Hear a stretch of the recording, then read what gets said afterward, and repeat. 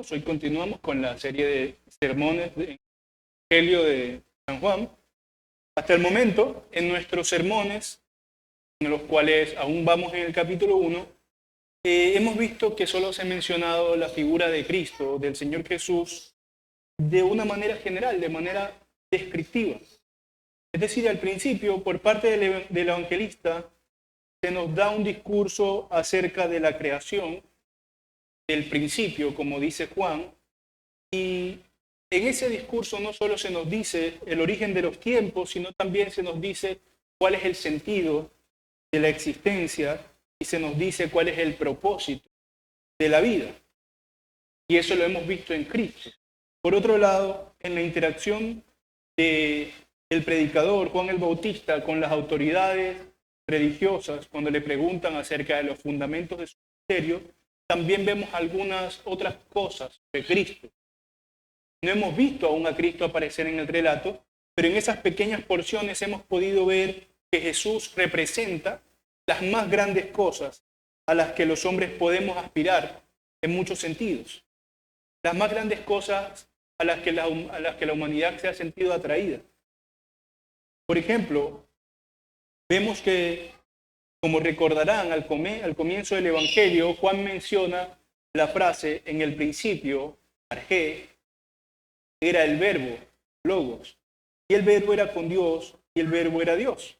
Y sin ánimos de profundizar nuevamente, porque eso lo reflexionamos en el primer sermón de la serie, recordamos que esas palabras, argé y logos, concentran toda la miel del conocimiento que todo filósofo, que todo estudioso de la antigüedad anhelaba, y que todo el que busca la verdad sigue anhelando de alguna manera hoy. Cualquier persona que esté interesada por el conocimiento y por la verdad de alguna forma quiere acceder a eso que es el arjé, al principio, al fundamento de las cosas y al logo, la forma en que estas cosas se ordenan y se disponen. Juan, con esos dos términos, se refiere, entre otras cosas, a eso, al origen y el sentido de las cosas, y por otro lado, al orden y propósito de estas. Es decir, de dónde vienen y para qué existen. Nosotros sabemos que Dios tiene un atributo que conocemos como aceidad. Dios es en sí mismo, Dios existe antes de la creación. En tanto es creador, preexiste a su creación. Entonces, si Dios existe antes de su creación, ha de haber en la creación alguna razón, algún fundamento de su existencia. Esa razón ordenadora, ese fundamento, Juan entiende es Cristo, en el principio, verbo.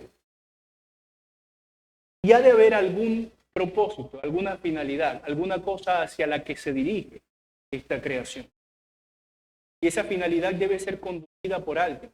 Ese orden y propósito lo vemos en quién es este creador, al que Juan también llama logos. Era el verbo, era el logos. Que es esta, en la mente griega, esta razón ordenadora de las cosas. Aquello que da sentido y orden a lo que existe. Entonces, en este sentido, Juan concentra en Cristo todas estas cosas. El origen, el orden y el propósito de las cosas, diría Juan, están en Cristo. Cualquier cosa digna de ser hallada y digna de ser buscada para hallarla, está en Cristo, diría Juan. En el principio era el Logos. Y por boca del otro Juan, de Juan el Bautista, vemos que la predicación, más concretamente, ya no en esta cosmología, en el origen de las cosas, sino más concretamente en nuestra piedad cristiana, la predicación y la esperanza tienen sentido solamente en torno a Cristo. Entonces esto es otra cosa que se nos dice de Cristo, en un sentido más permanente, más terrenal, más cercano a nosotros. Decía Juan que no era él el Cristo, sino que era otro que vendría después de él, pero que era antes de él. Entonces esas cosas son las que se nos han informado. Hasta ahora se nos ha presentado a Cristo de una forma magnífica, no dicho de mejor manera. O sea, de una forma grandiosa, como poderoso, trascendente, que va más allá de cualquier realidad en la que nosotros podamos estar. Aquel que vendrá de mí es antes que yo, dice Juan el Bautista, hablando de su eternidad, de su preexistencia. Y todo esto lo vemos incluso antes de que siquiera el Señor Jesús haya aparecido en el relato, en la narración del Evangelio. Aún hasta donde vamos en el Evangelio no ha entrado el Señor Jesús en escena, pero ya se nos han dicho estas cosas sobre Él. Porque el autor nos quiere llenar de expectativa. Imaginen que no han leído nunca las Escrituras y empiezan leyendo este Evangelio como de hecho es la realidad de muchas personas y como de hecho era la realidad de las personas para las cuales fue escrita las Escrituras. No fueron escritas todas completas, como sabemos, ¿no? Por partes, a ciertas personas, en ciertos contextos, por ciertas motivaciones. Entonces es necesario que el autor empezara de esta manera, siendo que el Evangelio de Juan, como los otros evangelios, son especies antiguas de biografías, donde el personaje biografiado es Cristo. Entonces Juan inicia creando toda esta expectativa. Él no es un novelista en donde pretende llenarnos de misterio para enganchar al lector y en algún momento de la historia presentar al protagonista superándose. No. Juan desde el principio nos dice de quién va a hablar. Identifica a la persona de quien va a hablar como Dios, lo cual es algo muy importante y muy disruptivo en la cultura en donde estamos. No solamente para el pagano, porque para el pagano ahora estaba viendo que en medio de la cultura griega ese arjé, ese principio, ese logos, esa razón ordenadora, estaba un individuo, algo nunca antes visto, ¿no? Como yo les mencioné en ese sermón, Agustín, que era alguien educado con la filosofía pagana antes de ser cristiano, decía, yo en el platonismo, yo en la filosofía había aprendido que en el principio era el verbo, y el verbo era con Dios, y el verbo era Dios. Claro, esto es una analogía que hace Agustín. Él dice, yo en la filosofía entendía estas cosas, que hay alguna cosa que fundamenta la realidad, que la vida tendrá algún propósito, y que esto se sustentará en algo, en alguna razón, en alguna persona trascendente, en algún ser personal trascendente.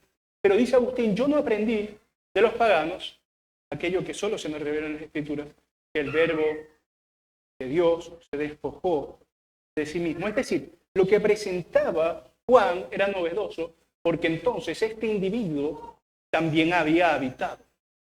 Este ejemplo o esta ejemplificación de toda la verdad, de todo lo verdadero, no estaba lejos, sino que había venido. Por eso es que es necesario que Juan, incluso antes de que presente nada sobre Cristo, ni su ministerio, ni nada de eso, ya nos presente todo el poder de su persona, incluso antes de narrar los hechos de su misión. Entonces se nos induce a pensar que este individuo del cual nos hablan, que hasta aquí han mencionado de muchas maneras como el Cristo, el Verbo, la luz de los hombres, la luz verdadera, en tan solo los primeros 28 versos del capítulo 1 de Juan, ya se le ha llamado de todas estas maneras a Cristo.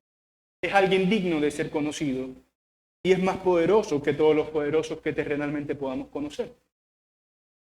Y Él parece, Cristo, ser la respuesta definitiva a todas las preguntas importantes. Que no a todas las preguntas, pero no todas las preguntas son importantes. Cualquier pregunta importante se responde en Cristo, por lo que se nos ha presentado hasta ahora. De modo que queda establecido en la narración que Cristo es alguien digno de escuchar, digno de seguir. Pero ¿qué más podemos conocer acerca de Cristo? Pues muchas otras cosas de las cuales hoy veremos, al menos una cosa más acerca de su identidad. Y para ello quiero leer el texto a partir de donde lo dejamos en el último sermón del Evangelio, luego de la conversación de Juan el Bautista. Continuaremos el relato en nuestro texto central de hoy, que es el Evangelio según San Juan, capítulo 1, versos del 29 al 36. Juan 1, del 29 al 36. Puestos de pie para reverenciar la palabra, dedo para ustedes. El siguiente día vino Juan a Jesús que venía vio Juan a Jesús que venía a él y dijo: He aquí el Cordero de Dios que quita el pecado del mundo. Este es aquel de quien yo dije: después de mí viene un varón, el cual es antes de mí, porque era primero que yo. Y yo no le conocía, mas para que fuese manifestado a Israel, por esto vine yo bautizando con agua. También dio Juan testimonio diciendo, vi al Espíritu que descendía del cielo como paloma y permaneció sobre él, y yo no le conocía, pero el que me envió a bautizar con agua, el Padre Dios, aquel me dijo, sobre quien veas descender el Espíritu y que permanece sobre él, ese es el que bautiza con el Espíritu Santo. Y yo le vi y he dado testimonio de que este es el Hijo de Dios. El día siguiente otra vez estaba Juan y dos de sus discípulos, y mirando a Jesús que andaba por allí, dijo, he aquí el Cordero de Dios. Pueden sentarse. Entonces, con esta maravillosa declaración he titulado el sermón de hoy. He aquí el Cordero de Dios.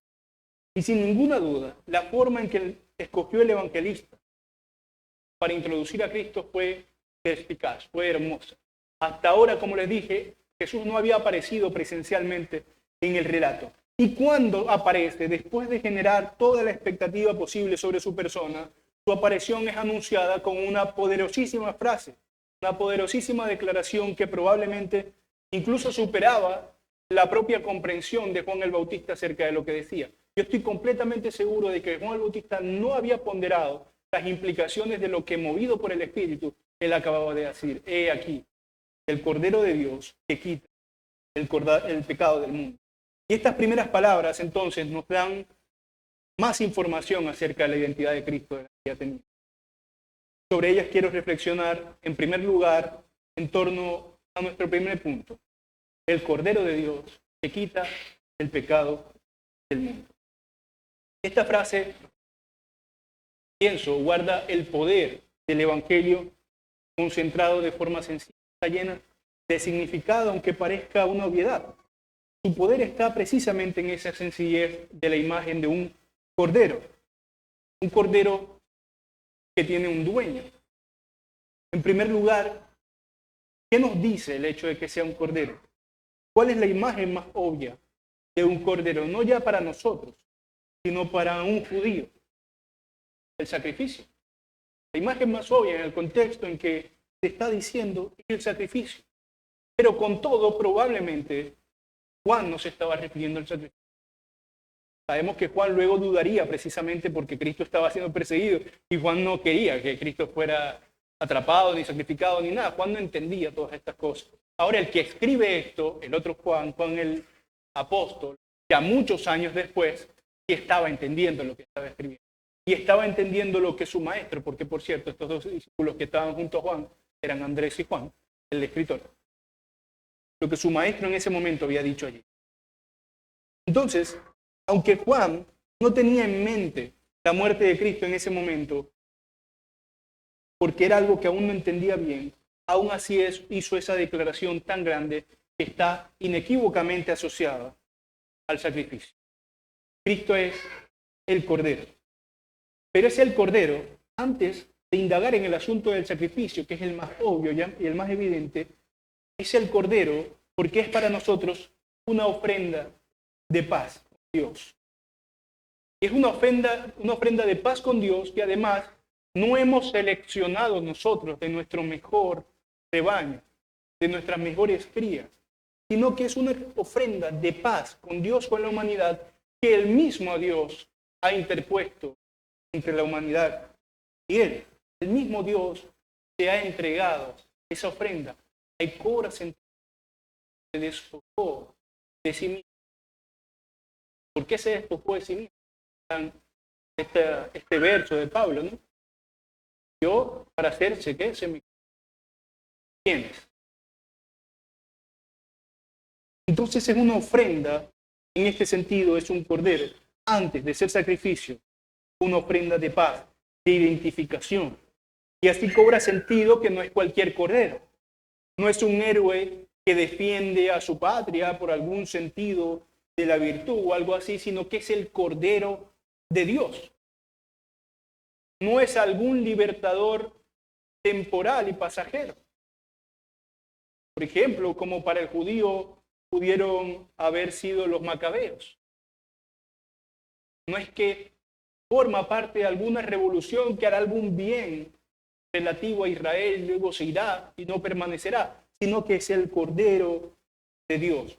No es el producto de situaciones sociales que ocasionaron que él hiciera lo que hizo, sino que fue la intervención, en este caso, directa de Dios haciéndose, como dicen los teólogos, inmanente, haciéndose presente.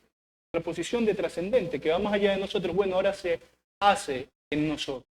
Es, dice el arcángel, Emmanuel, es Dios con nosotros. El Cordero de Dios. Ahora, al asunto más obvio, que es el asunto de los sacrificios. Recordarán que los sacrificios se hacían por múltiples motivos y había distintos tipos de sacrificios. Había un sacrificio particularmente sobre corderos que era un sacrificio diario, que si no recuerdo mal está en Éxodo 29 o 28. Diariamente se ofrecían corderos de un año, diariamente. Por eso es que el autor de Hebreos, y por cierto el hermano hoy lo leyó, hablaba sobre estos sacrificios, ¿no? La labor del sacerdote era prácticamente la labor de un carnicero. Era un tipo que cada día tenía que estar hediondo a sangre, muerte. ¿Por qué? ¿Por qué esto era tan gráfico? ¿Por qué el Señor ordena hacer esto? Porque Israel tenía que estar consciente de que la realidad del hombre es mortífera. Que la realidad del hombre es una realidad de mortandad, a menos que Dios sea de alguna manera propiciado. Y este sacrificio particular del cordero, que se hacía todos los días, no era un sacrificio particularmente por el pecado. Había otros sacrificios relacionados al pecado. Había unos sacrificios anuales por el pecado del pueblo. Había muchos sacrificios que tenían distintos propósitos. Pero este sacrificio, particularmente del cordero diario, de los 2 corderos diarios de un año, era un sacrificio relacionado a la consagración. Se sacrificaba un cordero por la mañana para abrir el día laboral, el día litúrgico del sacerdote, de los que servían, y se sacrificaba un cordero por la tarde para terminar esto. Era un sacrificio que representaba, Señor, nos consagramos a ti, estamos en paz contigo. Entonces Dios recibía ese sacrificio con apertura. Era una señal de amistad con Dios, de que Dios estaba habitando en ese lugar. Entonces, hermanos, que Cristo sea el Cordero de Dios significa que el Padre ya no pidió del sacerdote este sacrificio. Ya no pidió del sacerdote la consagración de un lugar. Entre otras de las cosas que afortunadamente leyó el hermano hoy en la sección de confesión de pecados, hablaba sobre que era necesario que las cosas celestiales fueran purificadas. Y dice muy perspicazmente el autor de Hebreos, pero las cosas celestiales en sí mismas, no estas cosas celestiales. En cierto sentido, los instrumentos de la liturgia, los instrumentos de los ritos de los judíos de Israel, eran cosas celestiales. ¿Por qué? Porque eran santificadas, eran apartadas para el Señor. Pero no eran cosas celestiales en sí mismas, sino por una posición, por una consagración. Pero ahora las cosas celestiales en sí mismas, ya no el corderito que es sacrificado por la tarde y el otro por la mañana y el otro por la tarde, sino que ahora el cordero en sí mismo. Estas cosas, estas realidades, ahora han sido purificadas para nosotros. Ya no un sacerdote, sino Dios mismo entregó el cordero de la consagración. Como si el Padre hubiera dicho sobre esta tierra, ya no el lugar santísimo, ya no el tabernáculo, ya no el templo, sino el mundo, ahora es el habitáculo de mi presencia. El Señor estaba iniciando en esto y culminaría en la cruz, por supuesto, con la rasgadura del velo, que recordarán de aquel evento maravilloso. Está iniciando en este momento la santificación del mundo entero, a través de un cordero mucho más valioso que cualquier cordero animal. Significa, hermanos, el hecho de que Cristo sea el Cordero de Dios. Antes del asunto de quitar el pecado del mundo. El hecho de que sea el Cordero de Dios significa que Dios no se ha olvidado de sus hijos, de sus criaturas, de su creación, porque ha dispuesto mirarnos, porque ha dispuesto recordar el pacto perpetuo que Él ha establecido. Ya no solo de no destruir la tierra, como dije, sino ahora, como predicábamos hace creo que ya unos meses o unas semanas, en el Salmo 97, llamando de todas las costas de todo el mundo a reunirse en torno a un lugar, en torno a aquel lugar que es el sacrificio del Cordero. Entonces Jesús, hermanos, es el Cordero de Dios, y en tanto es el Cordero de Dios que ha sido entregado por Dios, es un Cordero perfecto. Eso es otro elemento significativo de que Él sea el Cordero de Dios, que a diferencia de aquellos corderos de un año que pudieran estar limpios, bonitos, fuertes, este Cordero es perfecto, porque no solo en sí mismo guarda todo lo necesario para satisfacer el sacrificio, sino que además quien lo ha escogido, quien lo ha designado, es perfecto, el Padre lo ha enviado. Es la mejor ofrenda y es, por supuesto, el mejor sacrificio. El sentido, como ya les decía, de la asociada al Cordero con el sacrificio, que es el sentido más claro, está allí. Pero la imagen del Cordero hemos visto que va mucho más allá del sacrificio. Manifiesta la perfección de este, porque además se nos dice que es un sacrificio que es cualitativamente diferente. No solamente difiere por aquello que es sacrificado. Obviamente Cristo no es un cordero literalmente, Él era un ser humano, es Dios encarnado. Entonces, en ese sentido es claro que difiere. Pero además, difieren los efectos que tendría. Porque la calidad del sacrificio, su pureza, su belleza, su perfección, su blancura, si quieren asociar la imagen al cordero y su lana blanca, manifiesta que este sacrificio ha sido enviado por aquel del cual nadie mejor podría haber enviado, por Dios. Este sacrificio es adecuada y perfectamente seleccionado. Y la adecuación es el punto clave, no solo la intención. No pudo haber Dios aceptado ningún otro sacrificio. No pudo haber Dios haber tomado, qué sé yo, Job, dice la Biblia que era varón recto ante los ojos de Dios. No pudo haber tomado Dios a Job y decirle, Job, ¿querrás tú sacrificarte por los hombres? Y Job decir, bueno, vamos a hacerlo. Job era un hombre muy piadoso. Quizás lo hubiera hecho. Pero no pudo haber hecho Dios eso, porque aún, habiendo esta buena disposición, Job no hubiera sido un sacrificio suficiente. Quien dice Job dice cualquier otro. Entonces no es perfecto el sacrificio de Cristo solamente por su perfecta disposición a sacrificarse, sino que es perfecto el sacrificio de Cristo porque el quien lo entrega es perfecto, porque el sacrificio está dispuesto a ser sacrificado y porque el sacrificio mismo es perfecto. Cubre, es adecuado a aquello por lo cual se sacrifica. Entonces ahora se nos presenta a Cristo no solamente siendo atractivo como al principio, en el principio era Dios, era el verbo y el verbo era con Dios, no solamente ahora Cristo se nos presenta como atractivo por concentrar en Él sabiduría y poder, sino porque Él es la representación misma de toda bondad. El intercambio de lo perfecto por lo defectuoso. Si tuviera que aclararlo, de Él por nosotros. Así que es, por lo tanto, de esta manera que tiene sentido lo que acompaña la declaración.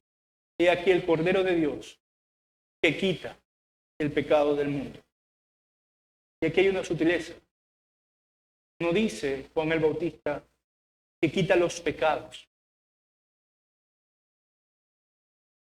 No hay un determinante aquí que nos ayude a ver pecados en una forma plural, individualizada, en donde hay muchos y bueno, Dios va perdonando aquí y allá. No es que quita los pecados de esa manera, aunque también lo hace. Él da perdón y todas estas cosas.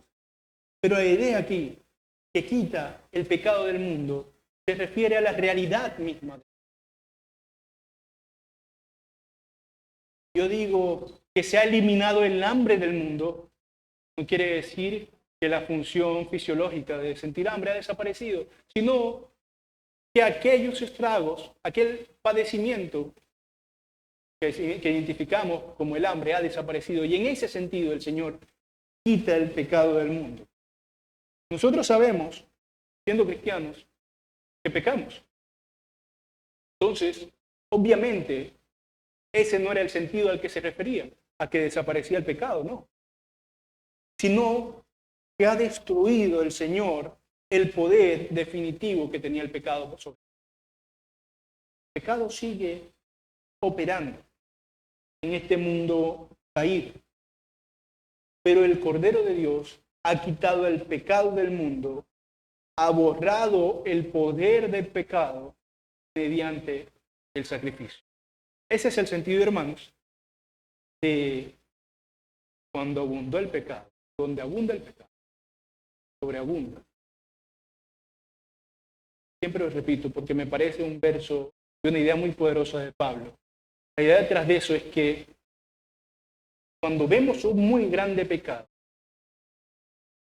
nos damos cuenta de cuán grande es la gracia. No es que prolifera la gracia en medio del pecado. Pablo lo aclara. Es que se multiplica la gracia en medio del pecado. Que la gracia en sí misma es majestuosa, bella, es poderosa. Pero cuando se perdona algo pequeño, uno dice, bueno, no es gran cosa. Pero cuando nos damos cuenta de que la gracia concentrada en el Cordero de Dios que quita el pecado del mundo, funciona para eso, para quitar el pecado del mundo, entonces nos damos cuenta de que esta gracia es grande, poderosa, mucho más que el poder del pecado. De modo que no quita los pecados, refiriéndose al problema moral de cada uno, sino que quita el pecado, refiriéndose a la realidad destructora de este, al poder de este sobre nosotros. Es un sacrificio definitivo y único, por lo tanto, poderoso y eficaz. Además, y esto es una palabra muy útil para cuando hablamos del sacrificio de Cristo, que deberíamos recordar siempre. Además, es suficiente. No resuelve el problema de manera que se agota su poder. No hay un límite para el cual, si añadiéramos un pecado más, la gracia no alcanzaría. La gracia siempre alcanzará para X pecados más uno, porque la gracia de Dios es infinita, es poderosa, es ilimitada. No importa cuál sea el número de pecadores que vengan a Cristo, siempre la gracia podrá acogerlos. Siempre la gracia será suficiente para destruir el poder de cualquier cantidad de pecado. ¿Por qué? Porque Él ha quitado el pecado. Él ha destruido el pecado y ha destruido las cadenas de la muerte. Tal como dice el himno, ya vivo libre de condenación. ¿Saben cómo sigue la siguiente parte? Ya vivo libre de condenación. Mi culpa, Él llevó. La labor sustitutoria de Cristo es la que quita el pecado del mundo. Lo transfiere a aquel en el cual no tiene poder, en el cual es destruido, en el cual no puede vivir. Imagínense alguna enfermedad, ¿no?, dentro de mi cuerpo, algún virus, alguna bacteria dentro de mi cuerpo que es endeble, que es débil, que se fatiga, tiene poder sobre mí, pero de seguro no tiene poder en 50 litros de hipoclorito de sodio. De la misma forma, el pecado siendo transferido, sus efectos de mí a Cristo, destruido, desaparece, no opera sobre mí. Por eso ya no vivo yo por mí, porque si viviera yo por mí, yo desfallecería, caería. Dice Pablo, ya no vivo yo, más vive Cristo en mí. Esa es la esperanza del cristiano, porque en tanto Cristo vive en mí, entonces yo no vivo por mis fuerzas. No obstante, tal como Israel sacrificaba al Cordero Pascual en fe, es necesario que nosotros nos acerquemos en fe para recibir a este Cordero, para recibir a Cristo, para recibir de Él los beneficios de su obra. Así como dice Hebreos 11:6, sin fe es imposible agradar a Dios, porque es necesario que el que se acerca a Dios crea que le hay y que es galardonador de los que lo buscan. No dice que es necesario que el que se acerca a Dios venga con las ofrendas adecuadas a la dignidad del rey al que se ha acercado, sino tan solo crea que le hay. Es necesario que el que se acerca a Dios se acerque convencido de quién es aquel a quien se está acercando. Porque ¿saben cuál es el trono de Dios? ¿Cómo le llaman al trono de Dios, por cierto, en Hebreos? No le llaman al trono de la ira. Aunque en cierto sentido podría ser para el impío en aquel día del juicio. Pero ¿cómo le llaman en hebreo? Tenemos libre acceso ¿a dónde?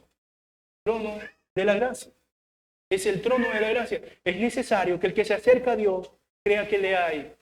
Y no solo nos dice que hay que llevarle algo, sino que además que Él nos entrega algo. Él es galardonador de los que nos buscan, de los que lo buscan. ¿Qué le da a Dios a los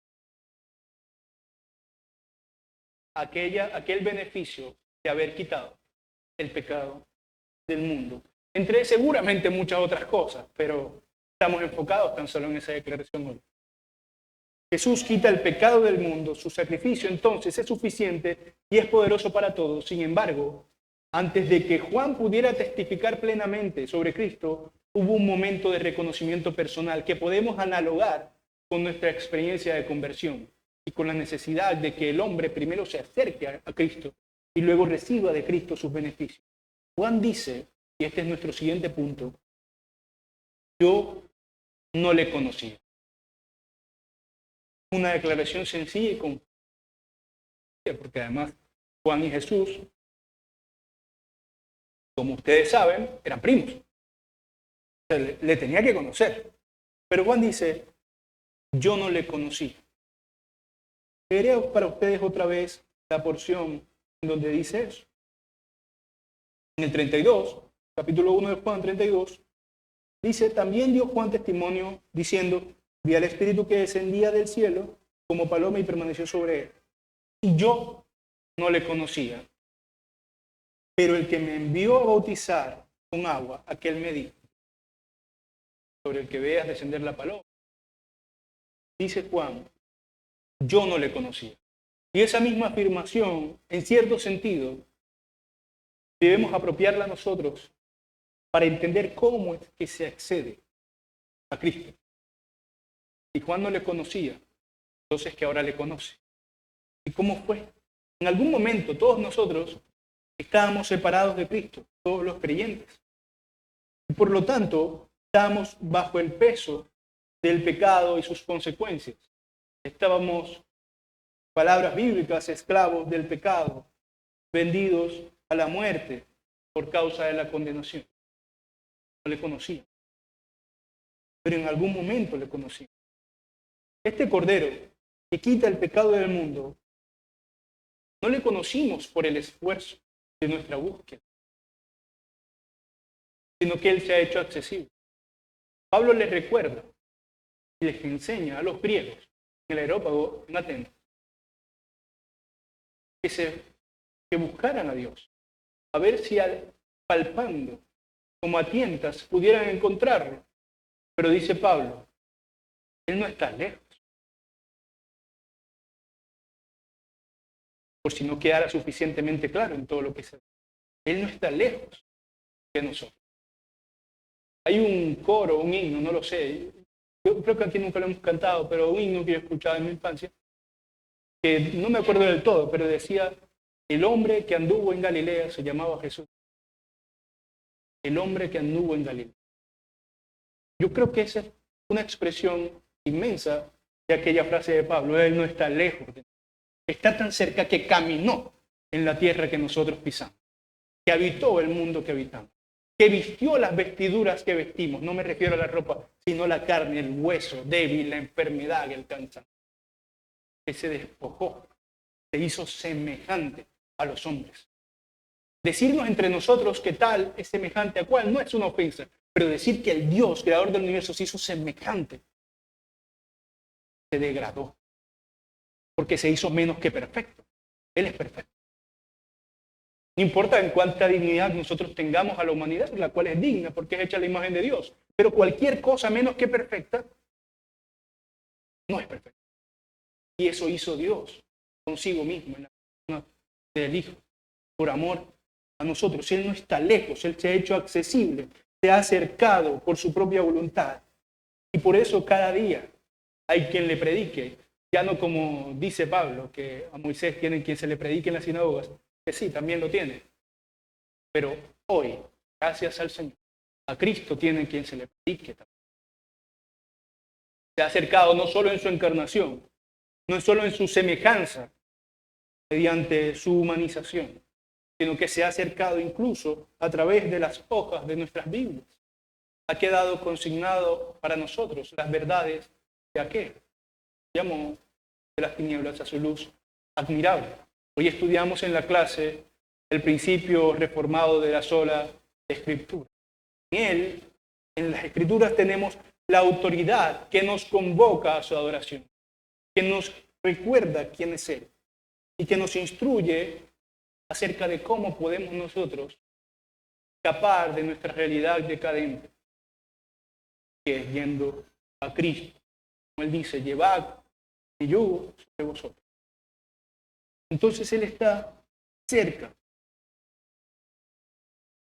¿Qué significa esto?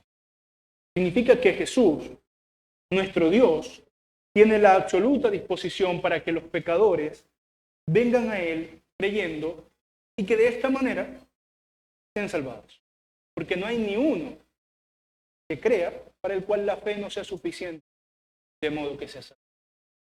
Ese es otro de los principios de los cuales hablaremos en otras escuelas. La sola fe. Solo la fe es lo que se nos pide para ser salvados. Así que todo aquel que piense que de alguna forma es tarde porque ya ha vivido demasiado desordenadamente, no lo piense más. El que piense que es demasiado ignorante para entender bien estas cosas, tampoco lo piense más porque es para los sencillos del Evangelio. O el que piense que es muy sabio y no se rebajará a creer fábulas, preocúpese, porque no está siendo sabio sino necio. Humille su mente y acérquese. Que piense que es muy malo o suficientemente bueno y no lo necesita, o muy joven y todavía tiene cosas por hacer, nadie sabe cuándo terminan sus días. No hay ninguna razón para que te prives de ir a Cristo. Porque no ir a Cristo no es ejercicio razonable de la libertad, como algunos creen. Es una privación. Es un daño que uno se hace a sí mismo cuando no va a Él. Cualquier persona, en cualquier estado en el que esté, tan solo con tener la disposición de venir y ponga su fe en Cristo, verá que cuando se acerque, como dice la Escritura, será recibido, no será echado fuera, dice Cristo. Entonces Juan el Bautista dijo, igual que nosotros podríamos decir hoy que ya hemos creído, yo no le conocía. ¿Por qué dice que no le conocía? Porque no había entendido la naturaleza de Jesús y de su ministerio. Es algo también de suma importancia. Nadie es salvado por el conocimiento de Cristo. Nadie se salva por saber de qué trata la Biblia, conocer cuál es el Evangelio, sin hacer demasiado spoiler de las clases acerca de la sola fe. Tradicionalmente, los reformadores, el liderazgo de Martín Lutero, distinguían la fe en 3 momentos. En la noticia, en la información que tenemos, el contenido, en la fiducia, en la confianza, en el convencimiento que tenemos de este contenido y en la ascensión, en la conformación, en la disposición. Es decir, en lo que habitualmente podemos creer que es fe, en estar absolutamente convencido y hacer mío el mensaje. Entonces, no es saber quién es Cristo que te salva, porque Juan ya lo conocía, pero no lo conocía. Juan en ese momento tuvo que haber visto, aunque no se nos dice porque no es la vida de Juan, sino de Jesús, tuvo que haber abierto los ojos grandemente y estaba muy sorprendido, porque claramente él le tenía mucha estima a Jesús. De hecho, él ya le decía, no, yo no quiero bautizarte, no debería. Pero de ahí a ver lo que vio luego, la voz que se escuchó, la paloma, el Espíritu Santo hecho paloma. Él al ver todo eso, entonces ahora le conoció. Y esto nos informa de otro aspecto muy importante. ¿Cómo se conoce a Cristo? No mediante la excelencia del conocimiento, no mediante un intelecto prodigioso, se conoce mediante el testimonio de Dios, que hoy es el testimonio de las Escrituras. Dice Juan, yo no le conocía y yo le vi y he dado testimonio de que este es el Hijo de Dios. ¿Y cómo le vio? Mediante la confirmación de Dios mismo. Nosotros, hermanos, conocemos a Cristo y asentimos a su mensaje, y así somos salvos. Y lo conocemos no porque alguna vez escuchamos hablar de ese personaje, como muchos lo hacen, muchos hoy difícilmente ignoran quién es Cristo, ignoran quién es el individuo que anduvo en Jerusalén, pero no han asentido a su mensaje, han recibido la noticia, han recibido la información, pero no han asentido a su mensaje, no han llevado el yugo de Cristo sobre ellos, que por cierto es fácil y es ligera su carga. Esta es la belleza del Evangelio, hermano, que sin importar nuestras capacidades y condiciones previas, al ser deslumbrados por la verdad del Evangelio, como lo fue Juan, en este caso, al ser deslumbrados por la verdad misma hecha persona y caer rendidos ante esta verdad en fe, entonces nuestros corazones, como el de Juan, darán testimonio del Cristo, que es Hijo de Dios. Recordarán la declaración de Pedro, ¿verdad? ¿Quién dice la gente que soy? Le dicen Elías, tal cual. ¿Y quién creéis vosotros que soy yo? Y dice Pedro, el Cristo, Hijo del Dios Altísimo. Y hay una bienaventuranza hermosa que le da Jesús. ¿Por qué? Porque eso se lo reveló, dice Jesús, carne. Ninguno que ha creído, creyó porque se lo reveló carne ni sangre. Ninguno que ha creído, ninguno de nosotros que hemos creído, ha creído porque de nuestras fuerzas, piedad, devoción y esfuerzo ha surgido el creer y otros no han querido. Sino que el hecho mismo de estar dispuestos a creer tiene que ver todo con Dios, porque Dios fue el que se encarnó, porque Dios fue el que dio el mensaje, porque Dios fue el que nos envió a nosotros a predicar, porque Dios fue el que ordenó las Escrituras. Si Dios no hubiera hecho ninguna de esas cosas, ninguno estuviera en buena disposición para acercarse a Él. Dice Juan que nosotros le amamos porque Él nos amó primero. De similar forma, nosotros nos acercamos porque Él se acercó primero. De modo que aquel que se niegue a conocerlo es inexcusable, porque Él ya se ha mostrado. Y como Juan lo conoció mediante su obra y en su bautismo, ahora el Señor nos ha dejado la palabra, la predicación, el testimonio de la iglesia. Él ha dispuesto a conocernos y a dejarse conocer. Pero es necesario que nos acerquemos, porque es necesario que el que se acerca a Dios crea que le hay. No requerimos entonces la habilidad, sino la disposición. ¿Qué es disposición? Estar preparado para. Digo que estoy dispuesto a ir hacia X lugar. Quiere decir que yo estoy en las condiciones de mi mente adecuadas para hacer lo que tengo que hacer. Depende del deseo de conocerlo. Y seremos recibidos.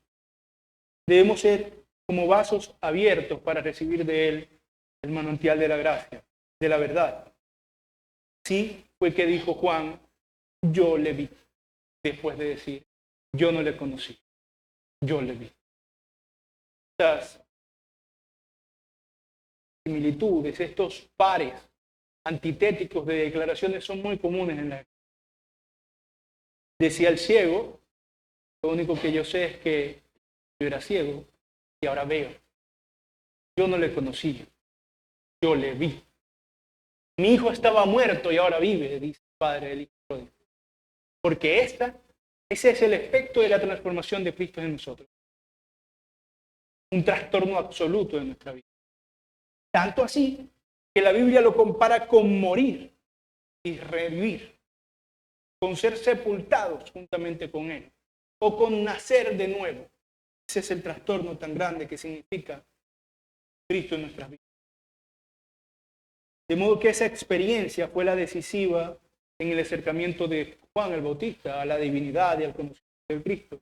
Y de esta misma manera nosotros debemos entregarnos a Cristo. Al verle, no con pruebas materiales, porque cualquier cantidad de pruebas, aquella disciplina conocida como la apologética puede quizás cuantitativamente aumentar la seguridad de nuestra fe, porque es natural como seres racionales que los argumentos racionales aumenten nuestro convencimiento de algo. La fe es ante todo una disposición del alma y no una cuestión empírica. No hay ninguna clase de evidencia. Sí que te aumente la fe, pero ninguna que te produzca fe. No es por lo tanto nuestra vida exterior, en ningún sentido, la que nos dice en qué estado estamos en Cristo, sino el que podamos decir, como Juan, yo no le conocí y ahora yo le vi. Como siempre insistimos, no está en la observancia de los ritos, en el cuidado moral, que son cosas buenas, pero no descansa en ellas nuestra salvación y nuestra posición en Cristo, sino que está en Cristo, en nuestra fe, en ver a Cristo cara a cara y decir, creo. Solo eso nos confiere, como dicen las Escrituras, vida, bienaventuranza. Entonces, hermanos, para concluir, resumir las cosas que hemos visto, este Cordero de Dios verdaderamente quita el pecado del mundo de la manera en que lo hemos entendido ahora.